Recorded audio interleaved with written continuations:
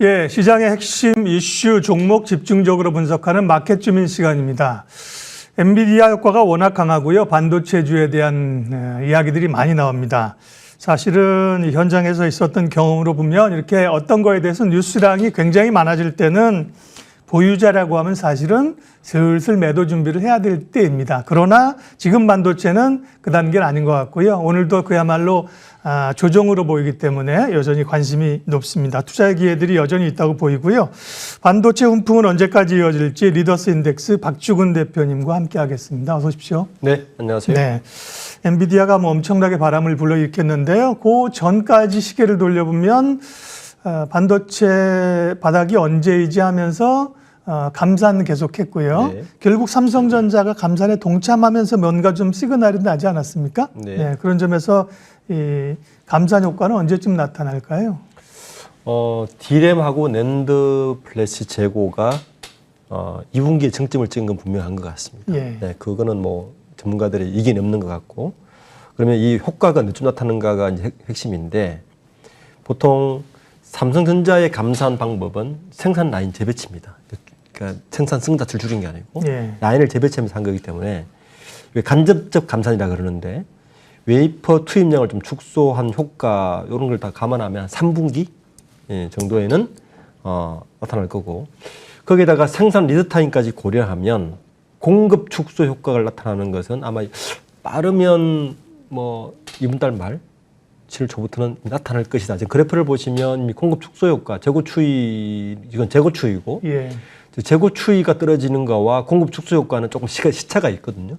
한 2-3달 시차가 있기 때문에 빠르면 2분기 말, 그러니까 이번 달이나 다음 달 초부터는 효과가 나타날 것이라고 지금 보고 있습니다. 특히 이제 그 SI에서 발표한 걸 보면 3월 달부터 글로벌 반도체 매출액이 2월보다 소폭이지만 0.3% 정도씩 늘기 시작했어요. 그런 걸 보면 10개월 연속해서 이어지던 매출 감소세는 이미 돌아섰다고 봐야 되는 것이 아니냐는 게 시장 전망치입니다. 굉장히 중요한 지표였던 재고가 이제 줄어드는 모습이 물론 추정치이긴 합니다만 눈에 보입니다. 네. 근데 이제 반도체 업황의 바닥에 이제 조금 더 힘을 실어주는 게 조금이 아니라 엄청나게 힘을 사실 실어줬죠. 엔비디아 효과입니다. 그렇죠. 엔비디아는 네. 와, 왜 이렇게 잘 나가는 걸까요? 챗GPT 때문이죠. 네. 네. 5월 달에 뭐 굵직한 세계 컨퍼런스가 있었죠. 그 구글 뭐 개발자 MS, 애플가 다 있었는데, 이게 그러니까 전문가들이 생각했던 것보다 챗GPT 영향이 생각보다 컸구나라고 한 거죠. 특히 이제 엔비디아가 1분기 실적도 어닝 서프라이즈였지만 더 중요한 건 2분기 실적 예상치가 시장 전망치보다 50% 높다고 이미 발표를 해버렸어요. 한 110억 달러 정도. 해서 이게 이제 기대감을 더 사실은 정시에는 기대감을 더 일으킨 거죠. 네. 뭐 현재 뭐 미국의 부채 한도 협상도 있고 뭐 이런 것들이 있는데, 부채 한도 협상 타결은 시장에 이만큼 영향을 못 준 것 같아요. 오히려 엔비디아발 인공지능 효과가 IT 산업 전반에 훈풍을 부르는 건 사실이고, 다만 이 효과가 삼성전자와 SK 하이닉스에는 사실 어떻게 보면 부분적이거든요. 이게 뭐 간접 효과란 말이에요. 그러니까 챗GPT가 늘어나면 결국에는 그 클라우드 서버가 늘어날 것이고, 클라우드 서버에 들어가는 하이밴드 메모리가 늘어나기 때문에 효과가 있을 것이라는 한 두세 쿠션 먹고 들어오는 이 정도면, 실질적으로 엔비디아와 챗GPT 직접 연관된 반도체는 훨씬 더 수요가 클 것이라고 지금 보고 있습니다. 네. 반도체 업황에 대한 기대, 이제 재고 이런 걸 보면서도 중요한 거는 사실은 기존 제품이 아니라 이제 신제품이 얼마나 팔리느냐가 이제 중요하다는 거지 않습니까? 예를 들면 뭐 DDR5도 있을 거고요. 네. 삼성전자나 하이닉스나 이 글로벌 기업들이 신제품 개발과 그에 따른 경쟁 강도는 어느 정도입니까? 현재 그 서버용에 들어가 있는 메모리는 대부분 DDR4입니다. 네. 네. 원래 DDR5가 지금 그래프 보신 것 같이 적용되는 율은 한 13% 보고 있어요. 지금 DDR5는 작년에 11월 달에 그 마이크론에서 먼저 5세대 그 양산을 발표를 했죠. 근데 실제 양산을 제일 빨리 하는 곳은 아마 삼성인 것 같아요. 왜냐하면 삼성은 이미 AMD하고 인정이 끝난 상태이기 때문에. 그리고 SK 하이닉스가 어제죠. 30일 날 10나노미터급 5세대를 지금 완료했다고, 그리고 인텔의 인증 절차를 지금 절차에 돌입했다고 발표를 했기 때문에 만약에 요거까지 되면 이 DDR5 5세대 DDR5의 시장 적용은 지금 그래프에 보시는 것보다 좀 더 빠를 수 있다. 하반기에는 굉장히 빠를 수 있고 이게 이제 서버용에 들어가는 게 챗GPT 열풍과 맞물리면서 들어가기 때문에 내년에 51%라고 했는데 저게 수치가 더 빨리 올라올 수 있는 걸로 올라올 수 있다면 특히 이제 그 수익성에서 일반 PC용이나 모바일용보다 서버용 그 D램의 그 가격 자체 그리고 단가도 높고 거기에다가 수익률도 높기 때문에 매출과 영업이익에 더 빨리 회복될 수 있다. 그런 발판을 삼을 수 있다고 이제 보는 게 맞는 거죠. 네. 반도체 쪽에서는 뭐 메모리 쪽은 삼성전자, 하이닉스가 꽉 잡고 있습니다만 사실 비메모리 파운드리는 이제 TSMC가 가장 강제 아닙니까? 네.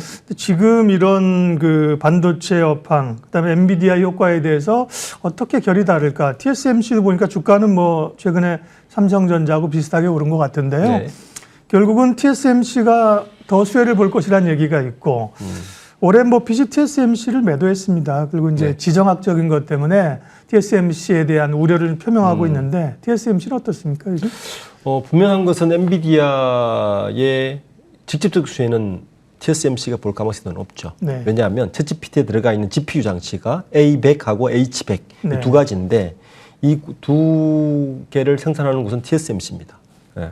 그리고 제가 방금도 말씀드렸듯이 삼성전자나 SK하이닉스 같은 경우는 메모리 쪽 특히 그 챗GPT AI가 부흥을 하면 메모리 중에서도 서버용 메모리가 강세를 보이는 쪽에 2차 효과이기 때문에 1차적인 직지 효과는 TSMC가 더 높은 것은 사실 맞는 것 같습니다. 거기다가 수익률 면에서도 엔비디아가 더 떴을 때 수익률 면에서도 TSMC가 삼성전자나 SK하이닉스보다는 더 높을 것이라는 것도 사실이고요. 만약에 AI가 유행이 되고 일상에 막 녹아 들어가서 여러 곳에서 AI가 필요해서 이 정말 AI가 어떤 플랫폼 전체 산업 전반의 플랫폼을 바꾼다면 TSMC가 삼성전자나 SK하이닉스보다 유리한 건 사실인 것 같습니다. 예. 반도체 업황은 이제 우리 수출, 우리 경제에도 큰 영향을 미칩니다. 우리 경제가 계속 수출이 안 좋고 무역 수지가 적자라는 것은 반도체 수출이 안 좋기 때문인데요. 네. 물론 이제 엔비디아, 챗GPT 효과가 있습니다만 이제 그것만으로 반도체 업황을 완전히 돌리기는 좀 어렵고 기본적으로 수요가 늘고 업황이 좋아져야 되지 않겠습니까? 그러기 맞습니다. 위한 전제 조건은 어떤 걸까요? 지금도 그 엔비디아발 이 반도체 훈풍을 염려하는 분들의 어떤 의견은 뭐냐면 네. 이거는 일부다. 그러니까 하이밴드 메모리 쪽 일부고 실제 우리나라 반도체의 대부분은 뭐가 먹여 살리느냐? PC하고 모바일 쪽에서 먹여 살려야 되는 거다. 결국은 PC 모바일 쪽에 경기가 호전돼야만이 우리나라 반도체 경기가 살아나는 건데 PC 모바일 생산을 대부분 어디서 하느냐? 중국에서 합니다. 중국 반도체 수출 물량이 늘지 않으면 결국에는 이런 훈풍을 정말 경기 호황으로 이어지는 것은 한계가 있을 것이라고 지금 대부분 이야기하고 있는데 지금 그 가장 큰 변수는 미국의 마이크론이 그 중국의 반도체 사용을 지금 금지한 상태 아닙니까? 이 효과가 삼성전자나 하이닉스에게 덕이 될까 실이 될까가 사실은 더 큰 어떻게 보면 이 훈풍을 경기 지속적으로 이제 떠받칠 수 있는 힘이 되는 것은 바로 그 부분인 것 같습니다. 네. 반도체기는 지금은 분위기가 좋습니다만 또 이제 넘어야 될 과제들이 몇 가지 있는데요. 수요가 이제 살아나야 되고 미중 간의 이제 갈등, 반도체 갈등 사이에 우리가 여전히 끼어 있습니다. 네, 이건 지금 그렇죠. 해결이 안 되고 있는 문제인데요. 네. 이 문제는 어떻게 해결의 실마리를 좀 풀어야 될까요? 국내 업체들이.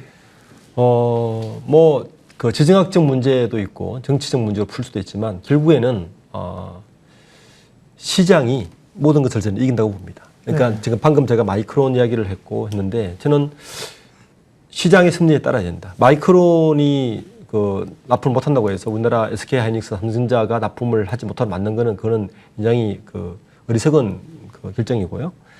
결국에는 그 시장을 기반으로 한 것이 기술보다는 더 앞서서 이기는 거기 때문에 이럴 때일수록 지금 우리나라가 중국 입장에서는 마이크론 걸 못 쓰면 중국 내의 반도체를 써야 되는 입장인데 그게 우리나라의 반도체보다 최소 2, 3년, 랜드프레스 같은 4, 5년 있다는 거죠.